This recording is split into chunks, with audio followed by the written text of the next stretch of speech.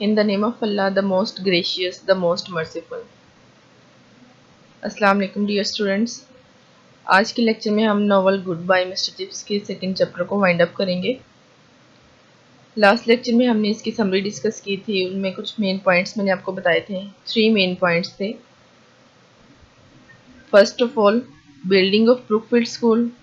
Second, professions of school students of Brookfield school. And third number, mister chips old age and his retirement.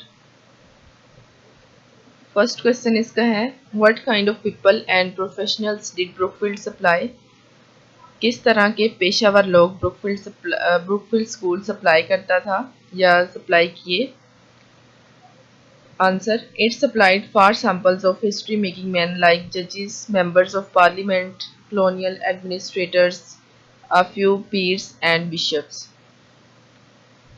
कुछ इसने history making man यानी कि तारीख बनाने वाले लोग मुहैया किए, जिनमें कुछ जजेस, member of parliament, colonial administrators और बिशप शामिल हैं। बिशप पादरी को कहते हैं।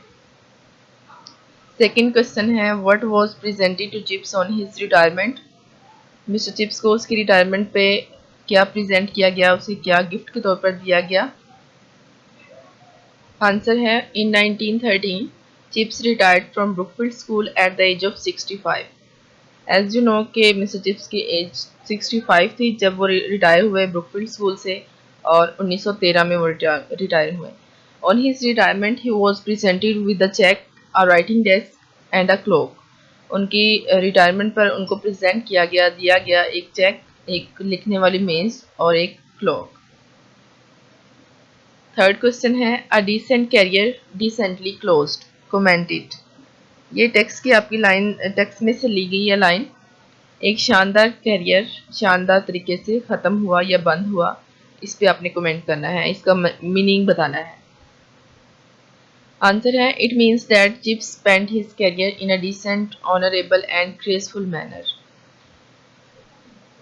इट मीन्स, इसका मतलब है कि चिप्स ने अपना जो कैरियर था वो बहुत ही ज़्यादा शानदार तरीके से, मुहज़्ज़ब और बाइज़्ज़त तरीके से गुजारा।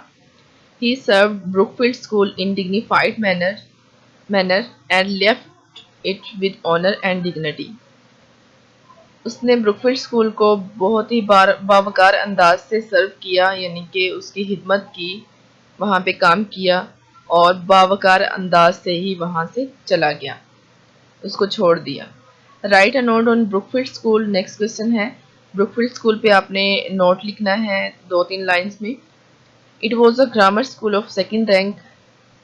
ये दूसरे दर्जे का ग्रामर स्कूल था। It was established in the rain of queen Elizabeth. ये मलका एलिजाबेथ के दौर में इस्टेब्लिश किया गया, बनाया गया। It produced much history making people for England. इसने इंग्लैंड के लिए बहुत से तारीख साज लोग मुहैया किए या तारीख बनाने वाले लोग मुहैया किए। जी, ये इसके क्वेश्चन थे। नेक्स्ट इसके कुछ सिनोनिम्स हैं, ये आपके सामने, इनके देखते हैं मीनिंग्स क्या है।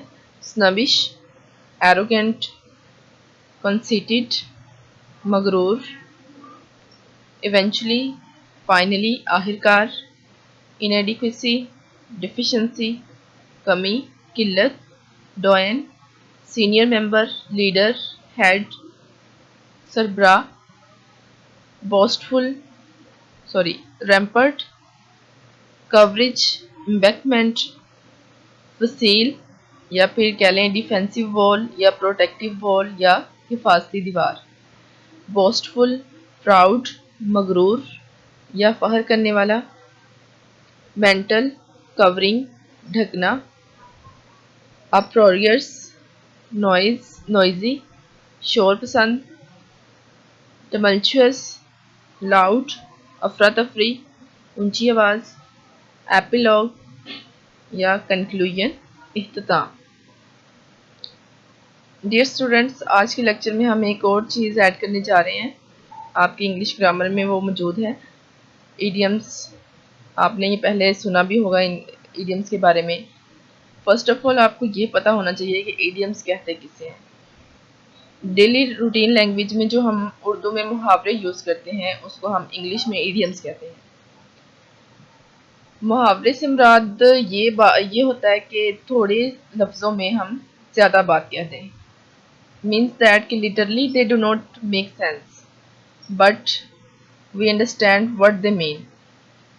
एक इंसान जब इडियम या मुहावरा कहता है तो उसका लिटरली मीनिंग हमें समझ नहीं आता, लेकिन लिटरली मीनिंग उसका वाज़िया नहीं होता, लेकिन हम उसका डीप मीनिंग समझ जाते हैं कि वो क्या कहना चाह रहा है। जी, फर्स्ट है आपके पास a red letter day idiom. खुशी का दिन। Eid is a red letter day for Muslims. Eid मुसलमानों के लिए खुशी का दिन होता है। यहाँ पे आप ईद उल अज़हा भी लिख सकते हैं, ईद उल फितर भी लिख सकते हैं, 14 अगस्त भी लिख सकते हैं, कोई डेट भी आप यहाँ पे पुट कर सकते हैं, कोई event. A bird eye view ताराना जायज़ा या ताराना नज़र। We got a bird's eye view of the city from the top of the tower. हमने टावर की ऊंचाई से या टावर के ऊपर से शहर का ताराना जायज़ा लिया, ताराना तरीके से जायज़ा लिया। अ बोन ऑफ कंटेंशन फसाद की जड़ या फिर झगड़े की वजह। Kashmir is a bone of contention between India and Pakistan. Kashmir Pakistan और इंडिया के दरमियान झगड़े की वजह है या फसाद की जड़ है। अ ब्लाइंड एले बंद गली या फिर ऐसी जगह जहां से निकलना मुश्किल हो। Corrupt politicians have put Pakistan into a blind एले। करप्ट जो सियासतदान हैं उन्होंने पाकिस्तान को एक बंद गली में डाल दिया है, यानी कि एक ऐसी जगह में पे दिखेल दिया है जहां से निकलना मुश्किल है पाकिस्तान के लिए। आ रेनी डे मुश्किल वक्त या मुश्किल दौर के लिए या मुश्किल वक्त के लिए। Salim saves money for the rainy days of old age. Salim ने बुढ़ापे के मुश्किल दौर के लिए रकम बचा या फिर सलीम बुढ़ापे के मुश्किल दौर के लिए रकम बचाता है। जी स्टूडेंट्स, आज के लेक्चर के लिए इतना ही। इन इडियम्स को आपने एज इट इज़ लर्न करना है, ओनली इडियम्स को नहीं, क्वेश्चंस और सिनोनिम्स को भी। Take the best care of yourself. अल्लाह हाफिज़।